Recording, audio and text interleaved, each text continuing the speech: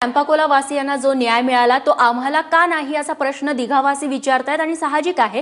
आता या सगळ्या संदर्भात राज्य सरकारने सर्वोच्च न्यायालयात याचिका दाखल केलेली आहे आणि त्या याचिकेवरती काय निर्णय होतोय त्याकडे सगळ्यांचं लक्ष लागलंय। दिघावासियांसोबत आता आमची प्रतिनिधी मनश्री पाठक आहे। मनश्री, खरं तर दिघावासियांचे हात ही सामानाची बांधाबांध करण्याकडे लागलेले असतील, मात्र त्यांचे डोळे मात्र साहजिकच सर्वोच्च न्यायालय आज निर्णय काय देते त्याकडे असतील।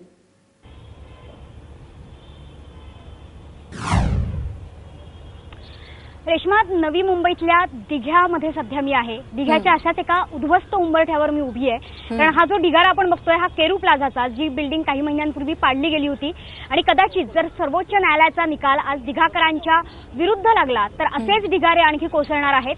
सध्या पावसाळा तोंडावर आहे, त्याच्यामुळे न्यायालयाने असं म्हटलंय की एक वेळ इमारती पाडू नका, मात्र रहिवासी जे आहेत त्यांना बाहेर काढून इमारती ताब्यात घ्या असे आदेश आता दिले गेलेत आणि त्याच्यामुळेच दिघाकरांच्या समस्या नेमक्या काय आहेत हे आपल्याला माहिती आहे। मात्र दिघ्यातल्या या अनधिकृत इमारती उभ्या राहिल्या कशा, हे ढिगारे जे स्वप्नांचे इमले होते ते उद्ध्वस्त झाले कसे आणि याला जबाबदार कोण, याचा जाब विचारण्यासाठी आज आपण इथे आलेलो आहोत।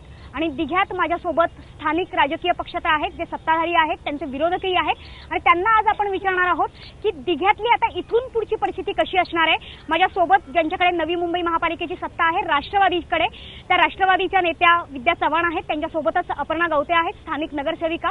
त्यासोबतच राज्य सरकार नेमकं काय करणार आहे, राज्य सरकारची बाजू मांडण्यासाठी आपल्याकडे भाजपच्या नेत्या आहेत मंदा म्हात्रे, त्यांच्यासोबत शिवसेनेचे इथले स्थानिक ज्येष्ठ नेते आहेत विठ्ठल मोरे आणि त्यासोबतच दिघा बचाव घर समितीचे जे कार्यकर्ते आहेत अभंग शिंदे आणि त्यांचे सहकारी शिवाजी ढगे हे सुद्धा आपल्या सोबत आहे आणि त्यासोबतच आपल्या सोबत असणार आहेत असंख्य दिघावासीय ज्यांची घरं कदाचित आता उंबरठ्यावर आहेत उद्ध्वस्ततेच्या, त्यांचीही बाजू आपण ऐकून घेणार आहोत।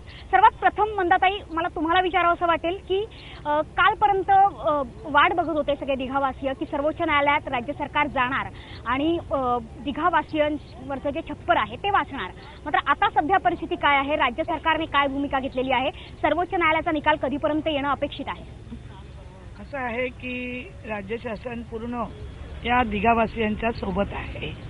असं नसतं तर माननीय मुख्यमंत्र्यांनी आदेश काढलेच नसते की 2015 पर्यंतची घरं दिघावासियांची कायम करू। हायकोर्टाने जो काल निर्णय दिला त्याच्यासाठी MIDCने सुद्धा परिपत्रक दिलं होतं की आम्ही 3 महिने हे घरं तोडणार नाहीत आणि यांना पावसाळी दिलासा देऊ। आता हायकोर्टाने जो आदेश दिलेला आहे की या लोकांना खाली करा आणि बिल्डिंग ताब्यात घ्या, मी हायकोर्टाचा मान राखूनच बोलते की आता आम्ही सुप्रीम कोर्टात जाणार आहोत आणि मला वाटतं काल सरकार सुप्रीम कोर्टात गेलेलं आहे आणि सुप्रीम कोर्टाचा निकाल मला वाटतं 12-1 वाजेपर्यंत मला वाटतं आमच्या हातात मिळेलच।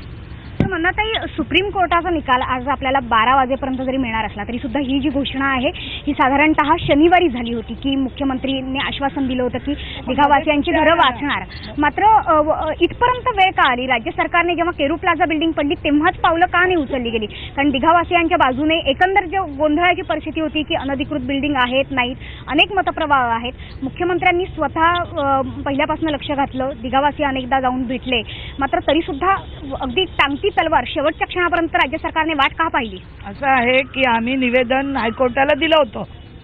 आता जे याचिकाकर्ते जे इथले होते त्या याचिकाकर्त्यांनी पुन्हा त्याच्या त्रुटी काढून पुन्हा जी केस फाईल केली आणि म्हणून सरकारला वेळ तर मिळाला पाहिजे, तर शनिवार रविवार सुट्टी आली।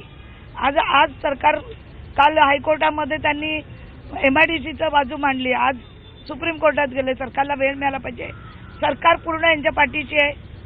ज्या लोकांनी इथे अनधिकृत घरं उभी केली, जे भूमाफिया इथले आहेत, जे नगरसेवक आहेत, जे अधिकारी आहेत, त्यांना पहिला कोर्टाने आतमध्ये टाकलं पाहिजे जेलमध्ये। तुमचा जो थेट रोख आहे तो अर्थातच तुम्ही नगरसेवकांचं नाव घेताय किंवा इथल्या सत्ताधाऱ्यांचं घेताय। विद्याताई, गेली अनेक वर्ष राष्ट्रवादीकडे नवी मुंबईची सत्ता आहे, नेमकी परिस्थिती आणखी एक तुमचा असा मतप्रवाह होता की दिघ्यातल्या इमारती ज्या अनधिकृत म्हटल्या जात आहेत त्या अनधिकृत नाहीतच, नेमका तुमचा मुद्दा काय? नाही, मला हेच सांगायचं आहे की हे माझ्या पुढे जे कागद आहे ते काय ग्रामपंचायत कार्यालय दिघा आणि हा प्लान सँक्शन केलेला आहे। दिघ्यामध्ये जे तुम्ही गवत्यांवरती आरोप करता की हे अनधिकृत आहेत त्यांच्या इमारतीला ना हरकत प्रमाणपत्र हे ग्रामपंचायतीने दिलं होतं. म्हणजे महापालिका होण्याच्या आधीच्या ग्रामपंचायतीने त्यांना ना हरकत प्रमाण दिलेलं आहे की हे तुम्ही 1+3 बांधू शकता म्हणून. म्हणजे ज्या गवत्यांच्या जमिनी इथे आहेत त्यांची 250 एकर जमीन, इथे जे पहिल्यापासूनच्या ज्यांच्या जमिनी आहेत त्याच्यामध्ये गवत्यांची 250 एकर, नंतर नाईकांची 750 एकर आणि तिसरे जे एक आहेत त्यांची 150 एकर अशा जमिनी त्यांच्या आहेत. गेल्या 5 पिढ्या इथे आदिवासी आणि कोळी बांधव हे इथे पारंपरिक व्यवसाय करतात. भात शेती हा त्यांचा उद्योग आहे. मग त्यांच्या जमिनी MIDC ने ॲक्वायर केल्या, परंतु प्लॉट नंबर 180, 100 आणि 200 हे जे आहेत हे जिथे आज ह्या 96 इमारती आहेत त्या MIDC ने ॲक्वायर केलेल्या नव्हत्या. MIDC ने यांना परतावा दिला. 1 मिनिट. आणि त्याच्यानंतर 2012 मध्ये त्यांनी परतावा दिलेला नाहीये, जमिनी काढून घेतलेल्या आहेत. सुप्रीम कोर्टामध्ये जेव्हा गवते गेले तेव्हा त्यांना फक्त 60 एकर जमीन या ठिकाणी दिलेली आहे. आणि अशा प्रकारे अन्यायकारक म्हणजे कुठल्याही जमिनी तुम्ही ॲक्विजिशन खाली जेव्हा आणता तेव्हा त्यांना त्याचा मोबदला द्यायला लागतो, परंतु हे तसं दिलेलं नाहीये. आणि मंडळ अधिकारी बेलापूर यांचं हे कार्यालय सुद्धा या ठिकाणी सांगतंय की 71, 180, 200 या जमिनीची नोंद घेण्याचे राहून गेले. म्हणजे तुम्ही ही नोंद घेतलेली नाहीये आणि तिथल्या बिल्डिंगला तुम्ही आज इमारतींना अनधिकृत म्हणताय. तर हे अनधिकृत नसून ह्या स्थानिक, परंतु आता इथे ही वेळ का आलेली आहे तर हे शिवसेनेचे जे चौगुले आहेत हे तिथे निवडणुका हरले आणि दिघ्याच्या जेव्हा मतमोजणी सुरू झाली तेव्हा ते मागे पडलेले असताना त्यांनी दिघावासियांना आणि या नगरसेवकांना, एकनाथ शिंदे असतील, शिवसेना असतील, यांनी सरळ सरळ धमक्या दिल्या आहेत की तुम्ही जर शिवसेनेमध्ये आले नाही तर आम्ही तुम्हाला दाखवून देऊ. आणि त्या सूडबुद्धीने त्याचे परिणाम इथल्या स्थानिक लोकांना भोगायला लागत आहेत. त्यांनी जर एकमेकांच्या पक्षावरती आणि नगरसेवकांवरती हल्ला केला असता तर आमचं त्याच्याविषयी काही म्हणणं नव्हतं. म्हणजे हे पक्षीय राजकारण आहे. पूर्ण राजकारण सर्वसामान्याच्या घरातनं त्यांना बाहेर काढण्याचं कारस्थान हे शिवसेना आणि भाजप या मिळूनच करतायत. शिवसेनेवर आरोप होतोय. मोरे सर, तुम्ही सांगा की जे राष्ट्रवादी आहे ज्यांची सत्ता होती त्यांच्या नगरसेवकांवर आरोप होतात, मात्र त्यांच्या नगरसेवकांना वाचवलं जाते. काय म्हणणं आहे? आणि त्यांचं असंही म्हणणं आहे की MIDC ने परतावा दिलेला नाही, त्यामुळे मूळ निवासी दिघाकरच आहेत. सर्वप्रथम आज जी गरज आहे ती दिघावासियांचं छप्पर सुरक्षित ठेवण्याची. ज्या लोकांनी या ठिकाणी चुका केलेल्या आहेत, गोरगरिबाला फसवलेलं आहे, त्यांच्या बाबतीत न्याय होईल, त्यांच्यावर ॲक्शन होईल, त्यांना शिक्षा होईल आणि ते सुटणारच नाहीत. परंतु आज या ठिकाणी माननीय आमदार विद्याताई चव्हाण यांनी जो चौगुलेंचा आणि माननीय एकनाथजी शिंदे पालकमंत्र्यांचं नाव घेऊन जो उल्लेख केलेला आहे त्यांना या ठिकाणी सांगणं, कारण गैरसमज पसरवण्याचा त्यांचा प्रयत्न चाललेला आहे, त्यांना मी सांगणं आवश्यक आहे असं मला वाटतं. विजय चौगुले ह्या शहराचे विरोधी पक्षनेते आहेत. ह्या भागामध्ये ते बालपणापासून राहत आहेत, सर्वच लोक त्यांना ओळखतात. कदाचित त्यांचं नाव घेतल्यानंतर ह्यांचा रेशो वाढेल, टेरिफ वाढेल असा त्यांचा प्रयत्न आहे असं मला वाटतं. कारण विजय चौगुले सांगतील आणि सर्व प्रशासन त्यांचं ऐकेल असा जर एका आमदाराचा विश्वास असेल तर खरोखर दुर्दैव आहे. मला जरा पूर्ण करू द्या. आणि म्हणून चौगुलेंवरती आरोप करताना आपण या ठिकाणी या देशामध्ये कायदा सुव्यवस्था आहे आणि आपण त्या कायदा सुव्यवस्थेमध्ये आमदार आहोत ह्याचं भान ठेवणं आवश्यक आहे. हा नंबर 1. नंबर 2, माननीय एकनाथ शिंदे हे पालकमंत्री आहेत. त्यांच्याकडे मी आपल्याला सांगतो, या ठिकाणी मी या नावाच्या राजकारणात जाणार नव्हतो, परंतु त्यांनी नाव घेतल्यामुळे मला बोलणं आवश्यक आहे. इथले जे तिन्ही नगरसेवक गेल्या 6-7 महिन्यापासून माननीय एकनाथ शिंदेकडे पूर्वी गेले, त्यावेळेला एकनाथ शिंदेला म्हणाले आम्ही शिवसेनेत येतोय, आम्हाला या प्रश्नातून मार्ग काढा. एकनाथ शिंदे म्हणाले तुम्ही शिवसेनेत येऊन आम्हाला फार मोठा फरक पडणार नाही, आम्ही सत्तेवर नसू किंवा सत्तेवर असू. इथल्या 1 मिनिट, त्यांनी जे बोलले ते मला बोलणं आवश्यक आहे मॅडम. त्यासाठी तुम्ही पक्षांतर करण्याची गरज नाही.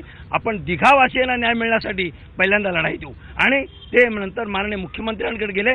माननीय मुख्यमंत्र्यांनी महाराष्ट्र शासनाच्या वतीनं 2 वेळा शपथपत्र दिलं धोरण ठरवण्यासंबंधी.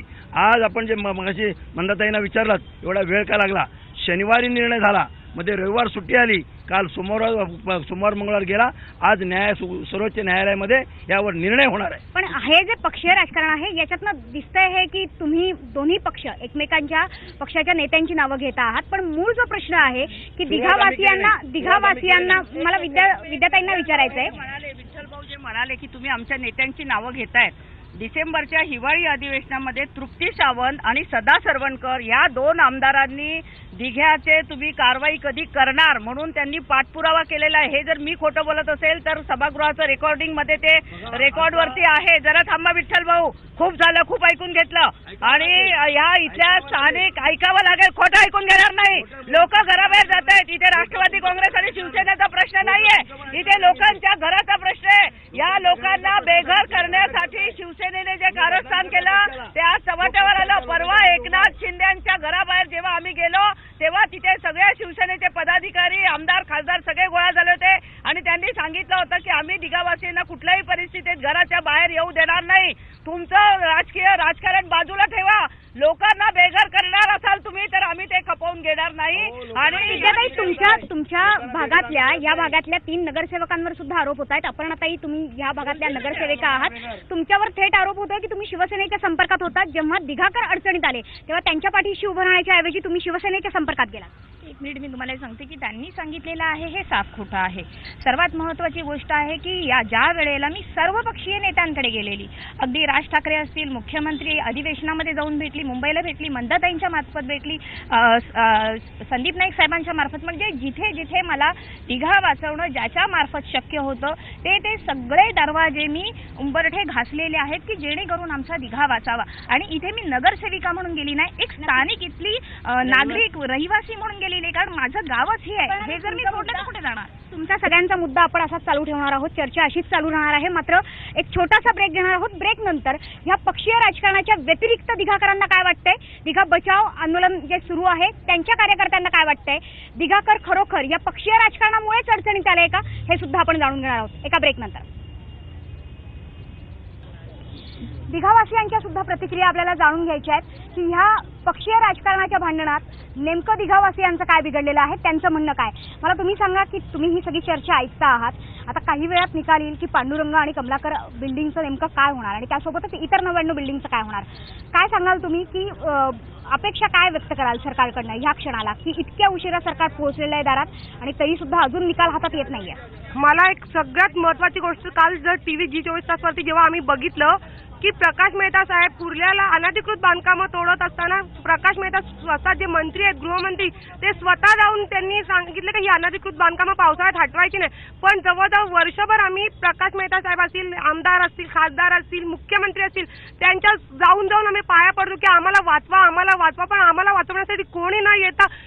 दुसऱ्या ठिकाणी जाऊ शकतात पण आमच्याकडे येऊ शकत नाही. असं का? म्हणजे फक्त आणि फक्त दिघावासिया यांच्या टार्गेटला का? म्हणजे एक साधारण शुल्लक एवढूसा एरिया आहे पण तो सुद्धा तुम्हाला का डोळ्यात खुपतो आणि का त्याच्या नक्की. मंदाताई, ज्याप्रमाणे आम्ही उल्लेख केला की कॅम्पाकोलामध्ये सुद्धा हीच परिस्थिती, कॅम्पाकोलामध्ये अनेक राजकीय पक्ष धावून गेले, तर यांनी आता प्रकाश मेहतांचं नाव घेऊन सांगितलं की तिथे स्वतः मंत्री जातात आणि तिथली घरं वाचवायला सांगतात. मात्र दिघ्याकडे इतका रेंगाळत का राहिला प्रश्न? केवळ याचं राजकारण करायचं होतं म्हणून रेंगाळत राहिला? मी आता आपल्याला खरं ते सांगते वस्तुस्थिती. इथले स्थानिक नेते आहेत कुठे? बाहेरून आयात आमदार कशाला बोलवावं लागतो? विद्याताईंना इथली परिस्थिती कधी माहिती नाही आहे. विद्याताईंना गोलमाल केलं जातं. मी स्वतः या 3 नगरसेवकांना घेऊन माननीय मुख्यमंत्र्यांकडे हिवाळी अधिवेशनात गेली होती. माननीय मुख्यमंत्र्यांनी ताबडतोब वकील दिले हायकोर्टामध्ये. वकील कोणी दिले हो? ह्यांना विचारा, ह्यांनी दिले का? ह्यांच्या नेत्यांनी दिले का? एक मिनिट, माझं पूर्ण ऐकून घ्या. हे 3 नगरसेवक बोलले तिथे की आम्ही पाहिजे तर बीजेपी देतो. साहेब बोलले आम्ही दिघावासियांच्या बरोबर आहेत, आमच्या मंदाताई आलेल्या आहेत आणि त्यांनी वस्तुस्थिती सांगितलंय. सुप्रीम कोर्टात कोणी वकील दिला हो? यांनी वकील दिला का?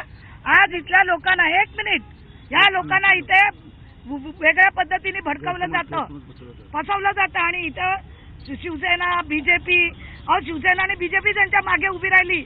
म्हणून आपण दिघावासियांचे सुद्धा नेमक्या आत्ताचे प्रश्न काय आहेत ते आपण लोकांच्या प्रतिक्रियाही जाणून घेतोय.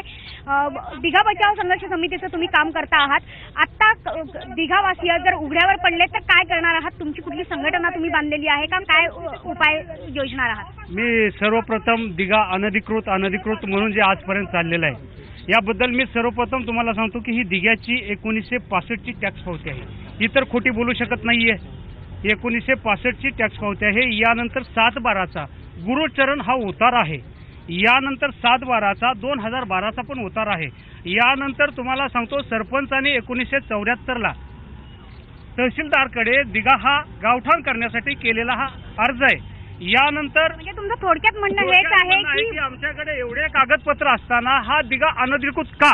माननीय मुख्यमंत्री साहेब ज्या वेळेस दिघ्याची भूमिका मांडतात त्या वेळेस ती रात्र आमची अशी सुखामध्ये जाते की सकाळी आम्हाला बायकोला हलवून जागा करावं लागतं, अहो उठा, कारण अतिशय आनंद झालेला असतो, दिघा आमचा लिगली झालेला असतो. परंतु 8 महिने असं झालेलं आहे, माननीय मुख्यमंत्री साहेब असतील, आमचे पालकमंत्री साहेब असतील, या दिघ्याबद्दल आतुरतेने आणि आपुलकीने काम करतायत, परंतु ही बाजू हायकोर्टात सक्षमपणे मांडली का जात नाहीये? कारण तिथे गेल्यानंतर हायकोर्टामध्ये जो विकास आणलेली योजना आहे त्या हायकोर्ट नाकारतं आणि दिघा लिगली करत असताना 2.5 लाख बांधकामे घेतले जातात आणि कारवाईला 96 इमारती येतात. असं का होतं? काय आणखी काही दिघावासी आपल्या सोबत आहेत. ताई, तुम्ही मला सांगा की कुठल्या इमारतीत सध्या तुम्ही राहता आहात? तुम्हाला नोटीस मिळाली आहे का? इथून पुढे आता जसं यांनी सांगितलं की आम्ही इथलेच मूळ निवासी होतो, तुमचंही तसंच म्हणणं आहे का? आणि इथून पुढे सोय काय करणार आहात?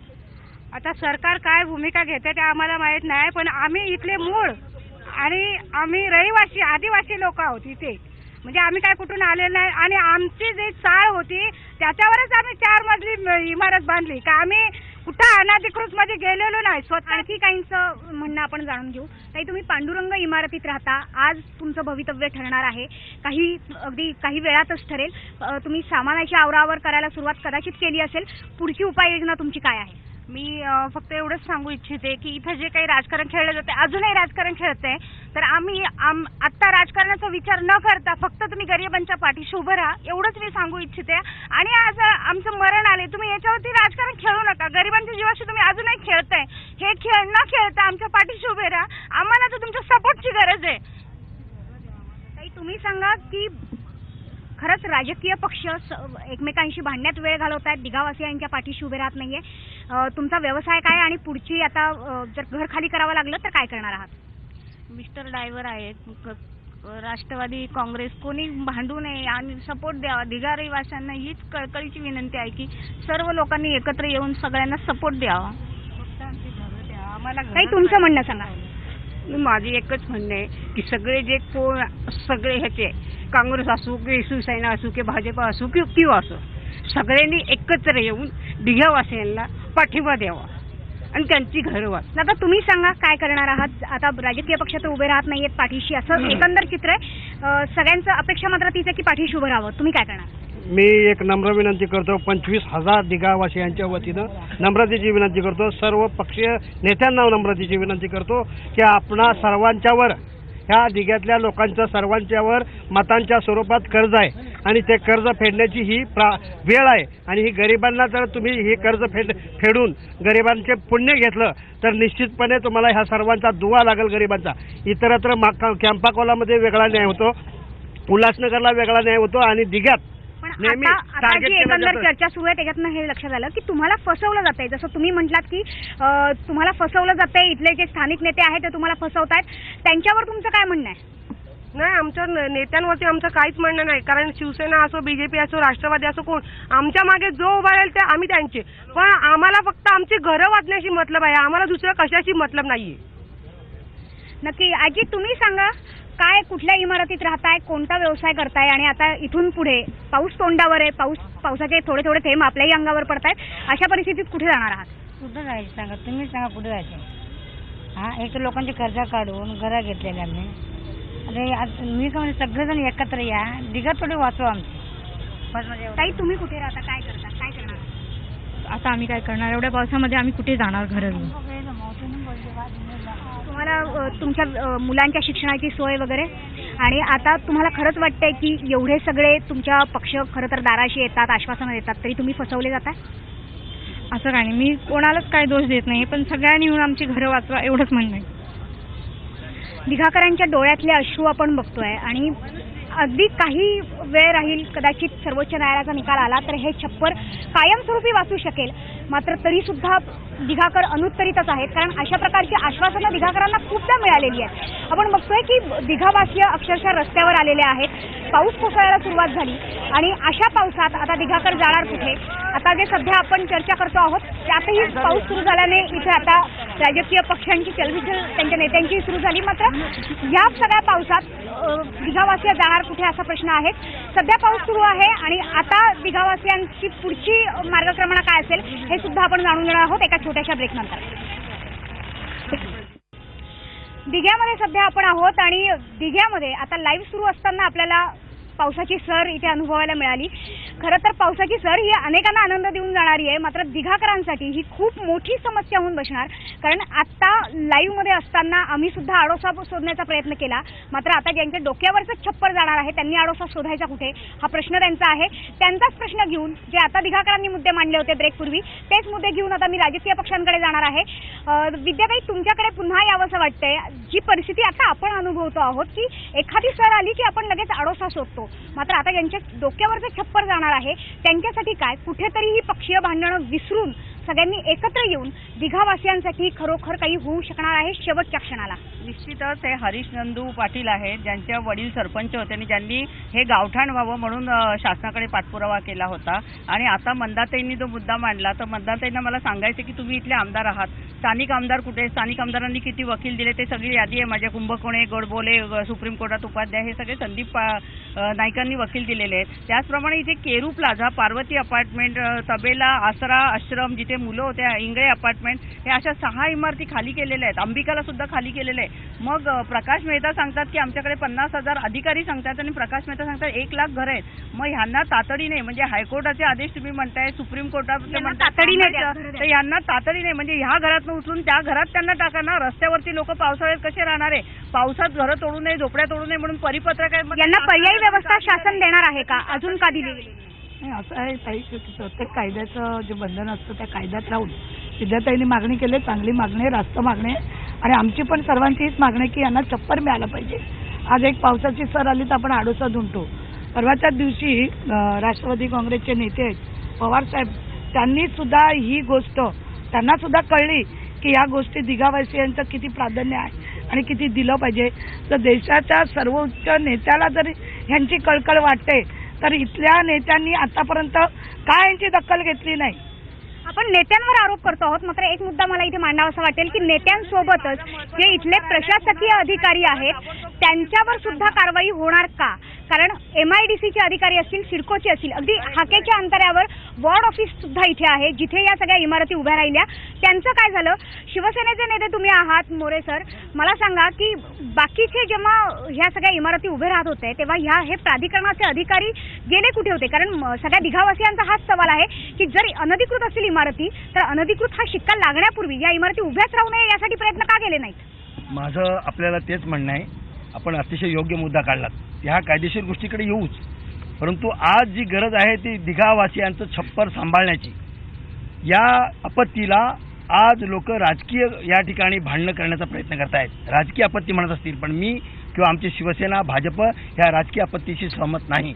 या ठिकाणी ही न्यायालयीन लढाई आहे आणि ती न्यायालयीन लढाई लढताना माननीय मुख्यमंत्र्यांनी सुरुवातीला मी सांगितल्याप्रमाणे आणि पालकमंत्री एकनाथ शिंदे यांनी या सर्व लोकांना सांभाळण्याचा प्रयत्न केला, प्रामाणिक प्रयत्न केला. मात्र परवाच्या दिवशी माननीय उच्च न्यायालयाने जो निर्णय दिला त्यानंतर सुप्रीम कोर्टामध्ये गेल्याशिवाय पर्याय नाही. हा सुप्रीम कोर्टात आता आपण एक मिनिट जातच आहोत, तो पर्याय नाही. आणि त्यामुळं या ठिकाणी या सर्व गोष्टी दिसत आहेत.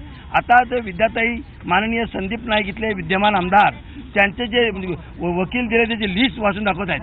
ह्याचा अर्थ माननीय संदीप नाईकला माहिती आहे की इथे कायदेशीर लढाई चाललेली आहे. मुद्दा राहिलेला आहे. विद्याताई, मी हेच म्हणते की आता राजकीय पक्ष लाख प्रयत्न करतील सगळे राजकीय पक्ष, पण प्रशासकीय अधिकाऱ्यांचं काय? तुम्ही मागणी करणार आहात, इथे तुमची सत्ता आहे, तुम्ही मागणी करताय की ह्या अधिकाऱ्यांची सुद्धा चौकशी झाली पाहिजे? नाही, निश्चितच. फक्त दिघा आणि नवी मुंबईमध्ये आणि जिथे जिथे अनधिकृत बांधकामं होत आहेत तिथे BMCचं वॉर्ड असेल किंवा इथले वॉर्ड असतील, या अधिकाऱ्यांना हे सगळं माहिती असतं. प्रत्येक वेळी स्लॅब पडताना तिथे अधिकारी हजर असावा अशी ही नियम आहे. मग तसं असताना अधिकारी जे बिल्डरकडनं पैसे घेऊन गप्प बसतात आणि घरं तुटताना मात्र अधिकाऱ्यांना काहीही होत नाही आणि बिल्डरलाही काही होत नाही. लोकांचे पैसे जातात, लोक घरं विकत घेतात आणि मग लोकांना मात्र रस्त्यावर यायला लागतं. तर पहिल्यांदा ह्या लोकांवरती कारवाईचे आदेश दिले पाहिजे आणि त्याच्यासाठी पाहिजे तर वेगळी याचिका केली पाहिजे की जिथे जिथे अनधिकृत, आज 82% बांधकामं जर अनधिकृत असतील तर हे अनधिकृत कामं करणाऱ्या अधिकाऱ्यांना मग कुठलीच कारवाई का होत? आपण आता तुम्ही इथल्या स्थानिक नगरसेविका होत्या, तुमच्यावरतीच जास्त करून आरोप झालेले आहेत। मला सांगा की अधिकारी गेले कुठे होते? तुम्ही अधिकाऱ्यांना हा जाब का विचारला नाहीत इथल्या नगरसेविका म्हणून, लोकप्रतिनिधी म्हणून? मला वाटतं सगळं मिसकम्युनिकेशन होतं, मिसअंडरस्टँडिंग होती आहे। तुम्ही आजपर्यंतचे माझे सभागृहाचे जर इतिवृत्त पाहिले असतील तर ज्या ज्या वेळेला अनधिकृत बांधकाम झालेलं आहे मी स्वतःची पत्र दिलेली आहेत, मी सभागृहामध्ये स्टँडिंगमध्ये या विषयावर बोललेली आहे की कोणी इथे आता एक नाना पार्क म्हणून बिल्डिंग झाली, जे शिवसेनेचे नगरसेवक आहेत जगदीश गवते त्यांच्या स्वतःच्या मालकीची ती बिल्डिंग आहे, त्यांनी महापालिकेचं ग्रामपंचायतकालीन शौचालय तोडून ते इमारतीमध्ये घेतलेलं आणि त्याविषयी देखील मी सभागृहामध्ये बोललेली। विठ्ठल मोरे साहेब त्याला साक्षीदार आहे। अशा अधिकाऱ्यांवर आणि सगळ्यांवर जी पोलीस कारवाई सुद्धा झाली पाहिजे, त्यांच्या विरोधात गुन्हे देखील दाखल झाले पाहिजे। असे काहींनी गुन्हे देखील दाखल केलेले आहेत, रहिवाशांपैकीच ते एक आहेत। मला तुम्ही सांगा की तुम्ही स्वतः पोलीस स्टेशनमध्ये जाऊन अधिकाऱ्यांविरोधात, बिल्डर्स विरोधात गुन्हे दाखल केले का? कारण राजकीय पक्षांना आपण सवाल विचारतो, मात्र बिल्डर्स नामानिराळेच राहत आहेत। सर्वप्रथम मी सगळ्या चॅनलचे तसेच राजकीय पुढाऱ्यांचे आभार मानतो।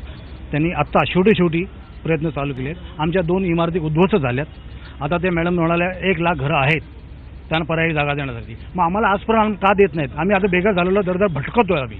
आम्हाला का दिलं 1 लाख घरं ठेवून? तुम्हाला काय तर हळदी कुंकू लावणार, पूजा करणार का? आम्ही नागरिक आज दारादारी भटकत आहोत, त्याचं काय? दुसरी गोष्ट, आता मुद्दा दुसरा असा आला की मॅडम म्हणाल्या, दुसरा गोष्ट, खडसे साहेबांचं ते MIDCचं प्रकरण गाजलं तर त्यामध्ये खडसे साहेबांचं टीव्हीमध्ये स्टेटमेंट होतं की 95चा GR आहे, त्यामध्ये स्पष्ट उल्लेख केलेला आहे 95चा की त्यामध्ये जर MIDCने जागा एक्वायर केली नाही तर ते नंतर घेऊ शकत नाही असं त्यांनी टीव्हीवर सांगितलेलं आहे। मग हा ॲप्लिकेबल इथे होत नाही का? हा तुमचा मुद्दा अगदी रास्त आहे, तो आपण विचारू। पण अधिकारी आणि बिल्डर्स विरोधात तुम्ही गुन्हे दाखल केलेत का? हो, आता हे म्हणतात की अधिकाऱ्यावरती ते गुन्हेगार आहेत। कोर्ट पण सांगते काय मूकसंमती असल्याशिवाय अधिकाऱ्यांचे एवढं होऊ शकत नाही का? एका रात्री एका दिवसात बनलेली ना बिल्डिंग। तर त्या संदर्भात आम्ही SITला आणि कमिशनरला तक्रार केलेली आहे रायटिंगमध्ये, सगळ्या नागरिकांच्या सह्या घेऊन। पण मला सांगा की पोलिसांनी काय कारवाई केली का? काही नाही कारवाई होत नाही। हे काय तुमच्या समोर दिलेलं आहे मी, ठीक आहे? सगळी मिली बघत आहे, सगळं खाल्लेलं आहे। मंदाताई, बिल्डर्स नामानिराळे राहतात, त्यांच्या विरोधात सर्वांच्याकडे तुम्ही जर बघा BMW गाडीमध्ये बसून लोक पितात, पैसा आला कुठून? हा दिघावासियांच्या मतावरती हे लोक निवडून येतात। या गरीब लोकांना गाजर दाखवतात की तुमच्या इमारती आम्ही कायमस्वरूपी करू। मग गेल्या 15 वर्षात माजी पालकमंत्र्यांनी का केलं नाही? आमदार तेच 10 वर्षात। आणखी काही रहिवाशांनी जे गुन्हे दाखल केले त्यांचं म्हणणं आपण ऐकून घेतोय, मला तुम्ही सांगा। मी काय बोलतो, MIDC आता 1-2 ठिकाणी कारवाई केल्यानंतर ती प्लॉट खाली करते, खाली केल्यानंतर पत्रे ठोकते आणि ती प्लॉट शेअर करते। तर आमचं म्हणणं एक आहे, ती विकण्यापेक्षा आमच्याकडूनच काहीतरी दंडाची रक्कम आकारावी, कारण आमचा जिथे संसार आज 20-22 वर्ष घडलेला आहे त्या संसारावरती माती आणण्यापेक्षा आमच्याकडून दंड आकारावा। कोणतीही स्कीम आणावी आणि दिगावासियांची आहे ती घरं आहे त्या ठिकाणी राहावेत। आजच्या ह्या डिबेटमध्ये सुसंवाद साधावा आणि जेणेकरून झगडा होणार नाही। दिघ्याचा खरा वासियांचा जो प्रश्न आहे तो प्रश्न आज सुटावा। मी काय केलं, तू काय केलं, हे असं नकोय। नक्की दिघावासियांचं बोलणं आणखी आपण ऐकून घेणार आहोत। ब्रेक नंतर ही चर्चा अशीच सुरू राहणार आहे आणि जे बेघर होणारे दिघावासी आहेत त्यांचं म्हणणं आता आपण ऐकून घेणार आहोत ब्रेक नंतर। दिघातल्या रहिवाशांचं म्हणणं आपण जाणून घेणार आहोत। या सगळ्या राजकीय चर्चेनंतर, खरं तर भांडणानंतर, एकमेकांवरच्या प्रत्यारोपानंतर दिघावासियांचं म्हणणं काय? मला तुम्ही सांगा की दिघ्यातल्या 99 इमारती जेव्हा अनधिकृत ठरवल्या गेल्या, आता तुम्ही जाणार कुठे आहात, कुठल्या इमारतीत राहताय? मॅडम, मला मेन मुद्दा मांडायचा आहे। हा मुद्दा आहे 1972 सालचा। त्यावेळेस माझे वडील सरपंच होते। थोडक्यात सांगा। तर त्यावेळेस ही रेल्वे आमच्या गावातनं जात होती आणि ती रेल्वे जाण्यामुळे अख्खा गाव त्यावेळेस सर्व संपणार होता। तर आमचे वडील नंदुरामजी पाटील आणि आमचे गाववाले यशवंतराव चव्हाण तेव्हा मुख्यमंत्री होते, त्यांना भेटले। मला हे मुख्यमंत्र्यांनाच मेसेज द्यायचा आहे म्हणून नेमकंच बोलतोय मी। तर त्यांनी मुख्यमंत्री साहेबांनीच सर्व्हे केल्यानंतर त्यांना समजलं की अख्खा गाव जर उद्ध्वस्त होत असेल आणि लोक नसतील तर तिथं रेल्वे काय कामाची? मग त्यांनी रेल्वे बघा, तुम्ही सर्वे करा, मक्कूनपासनं तर फिरवली तर ती पॉवर हाऊसपर्यंत त्यांनी घेतली।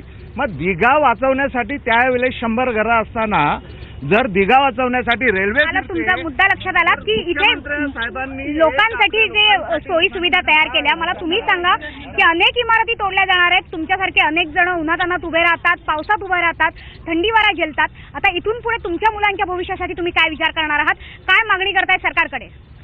मला दिघावासियांच्या वतीने एकच विनंती करावीशी वाटते की अनेक या ठिकाणी सर्वपक्षीय राजनेते या ठिकाणी या दिघावासियांवर आलेलं संकट निवारण्यासाठी उपस्थित राहिलेले आहेत. मला या सर्वांच्या वतीने आणि आपल्या मीडियाच्या वतीने एकच विनंती सरकारला करावीशी वाटते की आयुष्याच्या कित्येक वर्षाची पुंजी जमा करून सर्वसामान्य जनतेने या ठिकाणी हे छप्पर खरेदी केलेलं आहे. अनेक ठिकाणाहून नको त्या ठिकाणाहून कर्ज घेऊन हे छप्पर त्यांनी घर खरेदी केलेलं आहे. नक्कीच तुमच्यासारखे असे अनेक जण आहेत की ज्यांनी आयुष्याची पुंजी खर्ची पाडली. अजित, तुम्ही मला सांगा, इथे आता जी चर्चा चालू होती, तुम्हाला काय कळलं याच्यातनं की खरोखर हे सगळे राजकीय पक्ष येतील तुम्हाला वाचवायला आणि तुम्ही आता काय करणार आहे जर छप्पर डोक्यावरनं गेलंच तर? आमचं काय म्हणणं नाही, समजाने एक आम्हाला वाचवा, दुसरं ह्याच्यापेक्षा आमचं म्हणणं काही सुद्धा नाही. आम्ही एवढ्या कच्च्या खुलीत जाग्यात राहिलेलो एवढ्या वर्षाचं रहिवासी आणि आता कुठं MIDC आली. MIDCनं आम्हाला असं का उघड्या आणावं, आता नको त्या टायमाला आमच्या मुलांची शाळा, आता आमच्या मुलांनी जावावं कुठं, आम्ही राहावं कुठं. आमची एकच विनंती आहे, आपण त्यांनाही विचारूयात. आजी, जसं ह्या सांगतायत की आता आम्ही जाणार कुठे, तुमची व्यवस्था तुम्ही काही लावली आहे का? तुम्हाला आश्वासन दिलंय का नगरसेवकांनी? आता थोडं असं म्हणते येते मग आम्हाला 3-4 दिवस झालं जेवण जायना का झोप येणं. आता काय का असं ना, सगळी भांडणं सगळीकडे सोडा आणि आमच्या खोल्या फक्त वाचवा. ही भांडणं सोडून सगळ्यांनी. आम्हाला तेच वाटतं, आमच्याकडे दुसरा पर्याय नाही. आमचं घर सोडून आम्ही कुठे जाऊ शकत नाहीये आणि सरकारला एवढीच विनंती आहे की पूर्ण महाराष्ट्राचा जो तुम्ही विषय काढता अनधिकृत बिल्डिंगचा, त्याच्याऐवजी फक्त दिघ्याचा विषय प्राधान्याने घेऊन आधी दिघावासियांना वाचा आणि नंतर महाराष्ट्राचा पूर्ण. दादा, तुम्ही काय सांगाल? मी सांगतो की सगळ्या पक्षांनी वादविवाद सोडून एकत्र येऊन आमचा दिघा कसा वाचेल याच्याकडे जास्त लक्ष द्यावं. एक दुसऱ्यावर आरोप प्रत्यारोप करण्यापेक्षा दिघा कसा वाचेल याच्याकडे जास्त लक्ष द्या. आम्ही इथले. दादा, तुम्ही काय सांगाल? दिघा वाचावं हे सगळेच जण म्हणतायत, पण त्याच्यासाठी आता पुढे तुम्ही मिळून काय करणार आहात? तुमची संघटना काय करणार आहे? आम्हाला एवढं एकच म्हणायचं सगळ्यांना, जे सगळे पक्ष इथं उभे आहेत, शिवसेना असेल, भाजप असेल आणि कोणी राष्ट्रवादी असेल, यांनी फक्त आम्हाला यांना एवढे एकच विनंती करायची की त्यांनी एकत्र येऊन आमची घरं वाचवावीत, एवढंच आम्हाला म्हणायचं. घरं वाचावीत हीच एक अपेक्षा आहे आणि कदाचित तेवढीच अपेक्षा आता दिघाकर करू शकतात, कारण रोजची टांगती तलवार तर दिघावासियांच्या डोक्यावर आहेच. मात्र कदाचित घर पडलं तरी बेहत्तर, पण किमान ही टांगती तलवार तरी काढा, ही रोजची चिंता तरी काढा, हेच कदाचित दिघावासियांचं म्हणणं आहे.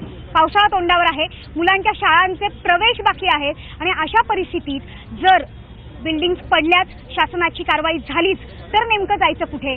आसरा कोण देणार? जे इथले सगळे पक्ष, त्यांचे राजकीय नेते, इथले स्थानिक नगरसेवक जी आश्वासने देत आहेत ती खरोखर पूर्ण होईल का? एकीकडे कॅम्पाकोला आहे तर दुसरीकडे दिघा आहे. फरक एवढाच आहे की कॅम्पाकोलामध्ये उच्च शिक्षित होते, कॅम्पाकोलाच्या मदतीला सगळे राजकीय पक्ष धावून गेले. मात्र आता दिघ्याच्या मदतीला खरंच कोणी धावून येईल का, की फक्त राजकीय नौटंकीच सुरू राहील? हा प्रश्न दिघावासी विचारतात.